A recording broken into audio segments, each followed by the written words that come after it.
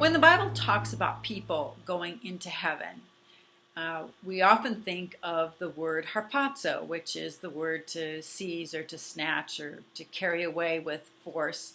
And we think of that as the rapture. But there are a lot of other words that the Bible uses when it talks about people moving from this dimension into the heavenly dimension. Rapture, harpazo, isn't the only word that talks about this transfer. And I think it's really important to understand this because we don't really want to get stuck into thinking that there's only one word that talks about people moving from one dimension to another, moving from the earth to heaven. Okay, harpazo is just one of them. There's also a Greek word anabiano, which just means to go up or to rise up or to ascend. It's a word that's used in terms of ascending into heaven. Acts chapter 2, verse 34. We have Christ ascending into heaven, Ephesians 4, 8, 9, and 10. We actually have in Revelation chapter 4, that famous come up hither verse. That's not the word harpazo. That is not the rapture word. That's another word. That's the same word that means to ascend or to go up. It's anabiano. It's the same word that's used of the two witnesses after they're resurrected and they ascend into heaven. It's not that they're seized or caught up. They're not raptured, but they do go into heaven. They are taken there. And this is also a word for like smoke or incense that's rising up. When we look at the word harpazo, do you realize that Philip was harpazoed? When he saw the Ethiopian eunuch and he'd been visiting with him and talking to him about the book of Isaiah, then it said that the Spirit harpazoed him, and the next thing you know, he's in Samaria.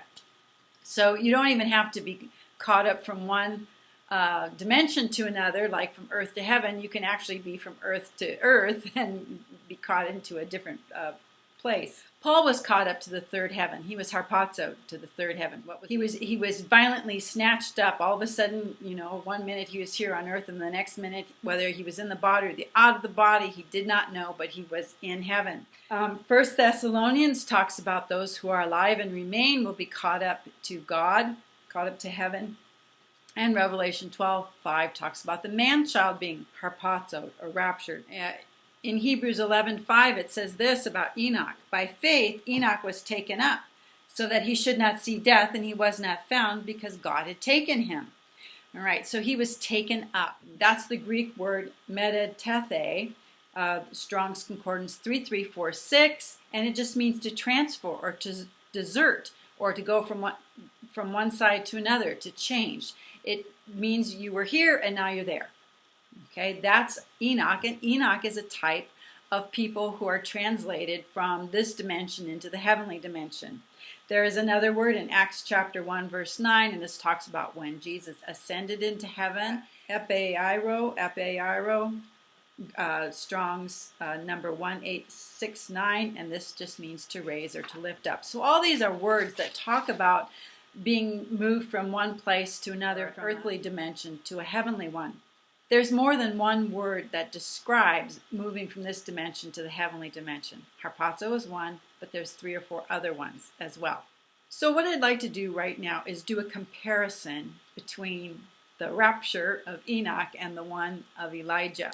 So 2 Kings chapter 2 talks about when Elijah was caught up.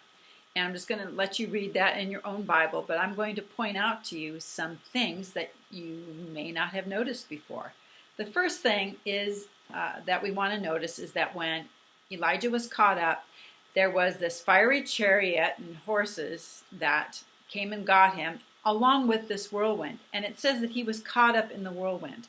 So he was probably in the fiery chariot, okay, and then that was caught up into the whirlwind. Or the word for whirlwind, actually most often in the Old Testament, is translated a tempest or a storm, or we could even think of it as like a hurricane. It's this huge stormy thing that happens, and Elijah was caught up into it and disappeared. The second thing I want you to notice about this is that it was seen by a lot of people. Of course, Elisha was there when Elijah was caught up. And the 50 of the prophets from the school of the prophets were on the other side of the Jordan. They saw it too. In fact, they wanted to send out a search party to go and look for Elijah. And not only did at least 51 people see this happen, but there was a story about this that went out throughout the community. And we read about that actually in 2 Kings chapter 2, verse 23. And he, that is Elisha, went up from there to Bethel, and while he was going up along the way, some small boys came out of the city and jeered at him, saying, "Go up, you bald head, go up."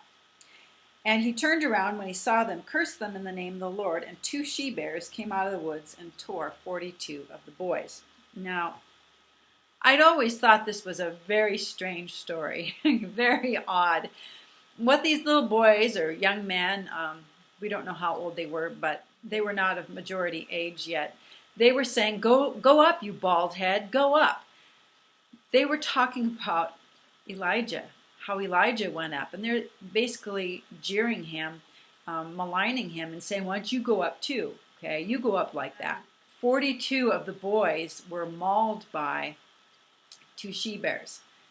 And that's very odd too, okay? In the book of Revelation, chapter 13, this is when the beast takes over, and he has 42 months where he can basically do whatever he wants. Verse 5, and the beast was given a mouth uttering haughty and blasphemous words, and it was allowed to exercise authority for 42 months. It opened its mouth to utter blasphemies against God, blaspheming his name and his dwelling, that is, those who dwell in heaven. And who's dwelling in heaven? Well, it's the man-child, 24 elders. The raptured church is dwelling in heaven, as well as the resurrected martyrs. They are dwelling in heaven too.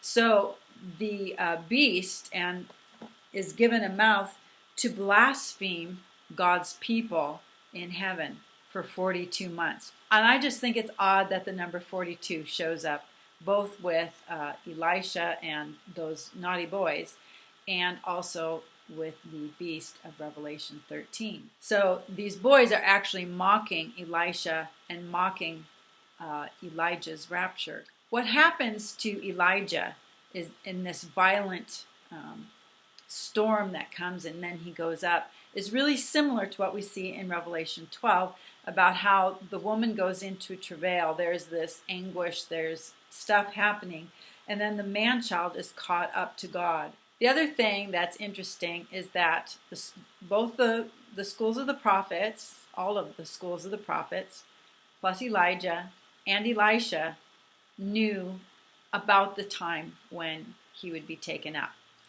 And this was a known thing.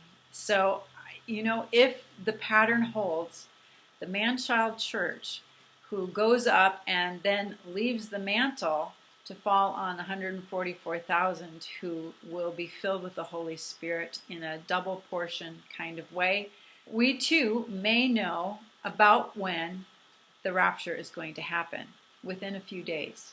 I think it's very possible. On the next video, we're going to take a look at Enoch and see how he typifies the day of the Lord, day of Christ rapture that Paul talks about in his writings, and also that Jesus talks about in the Gospels. So I pray you have a really blessed day.